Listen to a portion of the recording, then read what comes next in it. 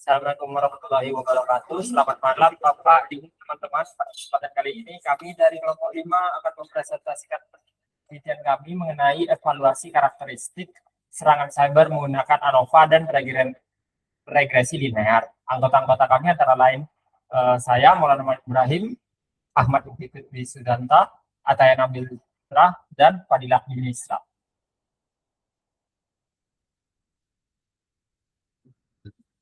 Mula-mulanya ada latar belakang dulu.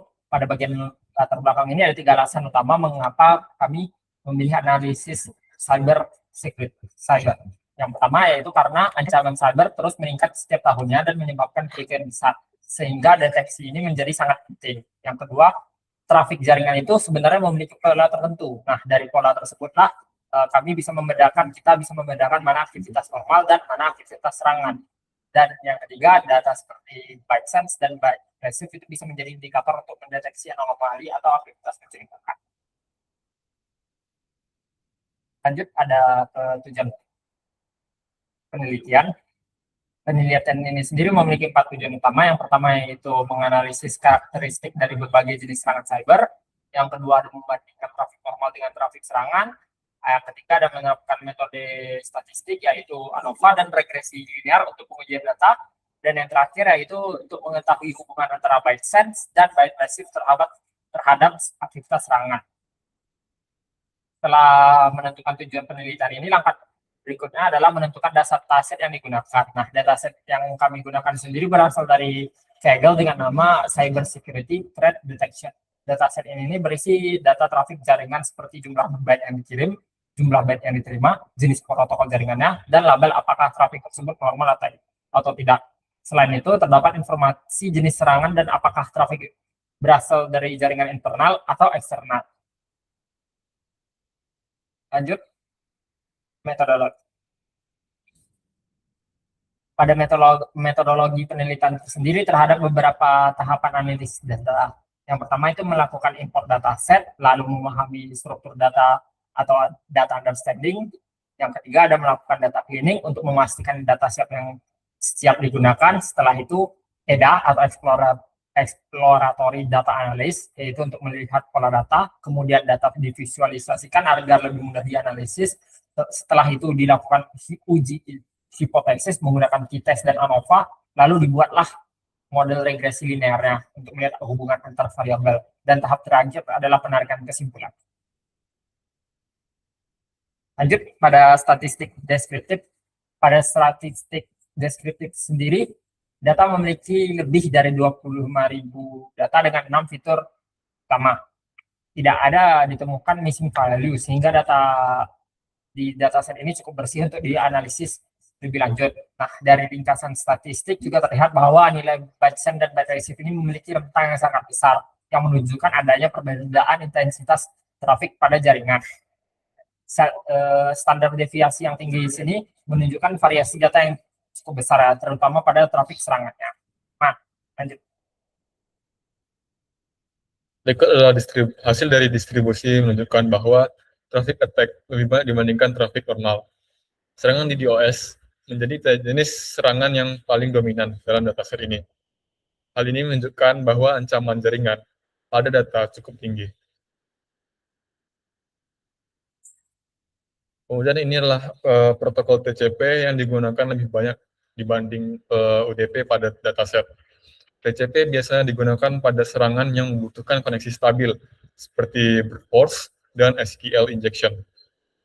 Sementara itu, UDP sering digunakan pada serangan di DOS karena proses transmisinya yang lebih cepat. Hasil kolerasi menunjukkan hubungan yang sangat kuat antara byte send dan byte receive. Nilai korelasi sebesar 0,87 menandakan kedua variabel bergerak secara terarah.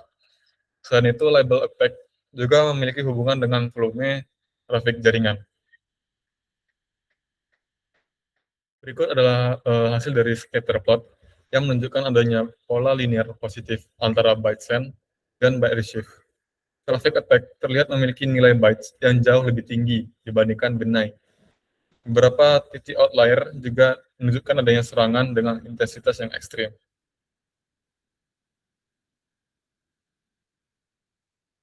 Pada box plot ini memperlihatkan bahwa traffic attack memiliki distribusi data yang lebih besar dibandingkan benign.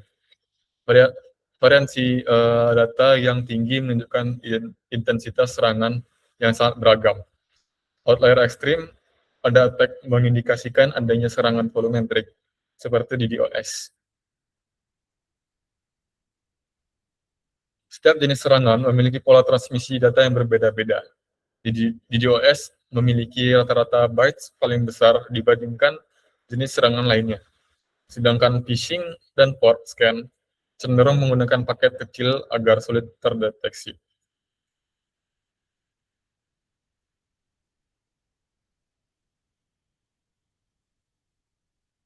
Sebagian besar serangan berasal dari trafik eksternal dibanding internal. Hal ini menunjukkan bahwa ancaman utama jaringan datang dari luar organisasi. Trafik benign justru lebih banyak berasal dari jaringan internal. Dan ini digunakan dua metode statistik, yaitu metode t-test dan ANOVA. Metode t-test digunakan untuk membandingkan rata-rata byte sense antara traffic benign dan attack, guna mengetahui apakah terdapat perbedaan yang signifikan. Hipotesis nol pada kedua metode menyatakan bahwa tidak terdapat perbedaan rata-rata antar kelompok data. Jika nilai p-value lebih kecil dari tingkat signifikan 0,05, maka hipotesis nol akan ditolak. Yang artinya, terdapat perbedaan nyata pada pola trafik jaringan yang dianalisis.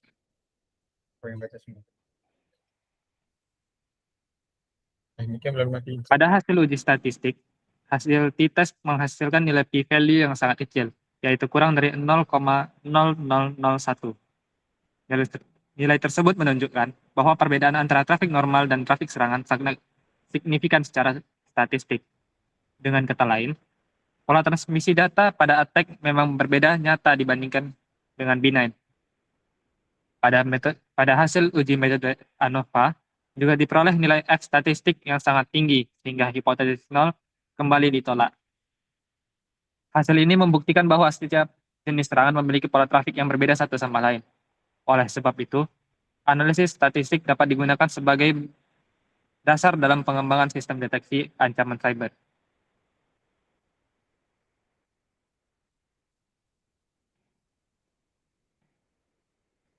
Pada model regresi linear digunakan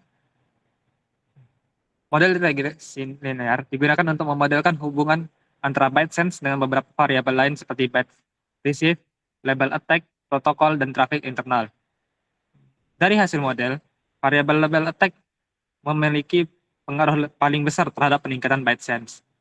Hal ini menunjukkan bahwa trafik serangan cenderung menghasilkan volume data yang jauh lebih tinggi dibandingkan dengan trafik normal. Model regresi juga menghasilkan nilai R pangkat 2. Model regresi juga menghasilkan nilai R kuadrat sebesar 0,78, yang berarti sekitar 78% variasi data dapat dijelaskan oleh model. Nilai ini menunjukkan bahwa model memiliki performa yang cukup baik dalam memprediksi pola trafik jaringan. Dengan hasil tersebut, regresi linear dapat menjadi dasar awal dalam membangun sistem prediksi dan deteksi serangan cyber secara otomatis. Lanjut ke slide berikutnya. Dari semua angka dan pengujian tadi, insight apa yang bisa ditarik? Pertama, ternyata ada hubungan yang sangat kuat dan searah antara jumlah data yang dikirim dan data yang diterima. Kedua, kalau kita perhatikan polanya, traffic dari serangan cyber itu punya volume dan variansi data yang jauh melambung tinggi dibanding traffic normal. Terus, temuan yang nggak kalah penting, ternyata mayoritas ancaman cyber itu tepatnya sekitar 79,8%. Datanya dari jaringan eksternal alias dari luar pagar organisasi. Nah, lanjut slide berikutnya. Jadi kesimpulannya, pada proyek kami membuktikan bahwa analisis statistik bisa dipakai untuk membedakan secara nyata mana trafik jaringan yang normal dan mana yang merupakan serangan cyber. Pengujian t-test dan ANOVA yang dilakukan juga menghasilkan hasil yang sangat signifikan. Ditambah model regresi linear tadi yang memetakan datanya. Jadi kami yakin kalau pola transmisi data itu benar-benar bisa jadi indikator andal buat sistem deteksi serangan otomatis ke depannya. Lanjut ke slide selanjutnya.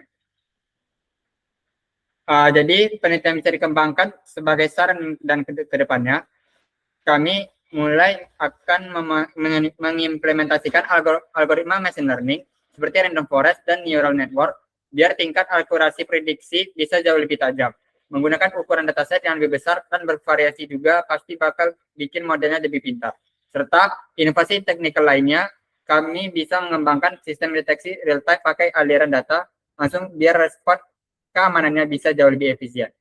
Sekian presentasi dari kelompok kami. Semoga analisis ini bisa memberikan pencerahan buat penelitian selanjutnya. Terima kasih atas waktu dan perhatiannya. Kami ucapkan terima kasih.